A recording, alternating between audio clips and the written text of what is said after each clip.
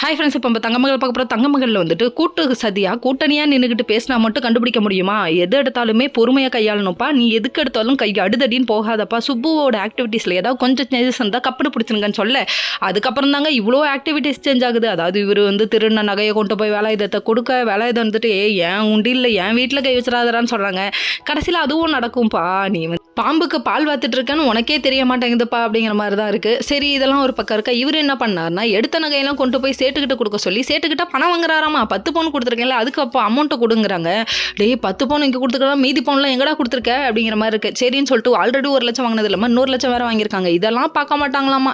இதெல்லாம் நோட்டை விட்டு புடிங்கடா அப்படின்னா யாரும் கேட்க போகிறதில்ல. இன்னொரு பக்கம் பார்த்தா அந்த திவ்யாங்கிற பொண்ணு இருக்கு. அந்த பொண்ணு வீட்டுக்குள்ளே சாக்லேட்டை மறைச்சு வச்சிருக்கு. ஏமா இப்படி தப்பான வேலையை பார்க்குறேன். இதை எடுத்து மீனச்சு சாப்பிட போனதுக்கு இல்லை நோ எனக்கு மட்டும்தான், இது யாருக்கும் கொடுக்க மாட்டேன் அப்படிங்குது. இது என்ன பொக்கிஷமா? ஏமா நீ போகிற வழி தப்புமா, ரொம்ப சரியில்லைம்மா அப்படிங்கிற மாதிரி தான் இருக்குது. இதை என்னைக்கு நம்ம அஞ்சலி கண்டுபிடிக்கிறாங்களோ தெரியலங்க. இவங்களை திருத்துறதே ஒரு வேலையாக இருக்க. கதை ஆரம்பிச்சிருந்து இப்போ வரையும் இந்த குடும்பத்தில் என்னென்ன நடக்குதோ அதெல்லாம் தப்பை கண்டுபிடிச்சி திருத்ததான் உன் வேலையாமா. எதுக்குமா நீ வந்தீங்க அப்படிங்கிற மாதிரி தான் இருக்குது.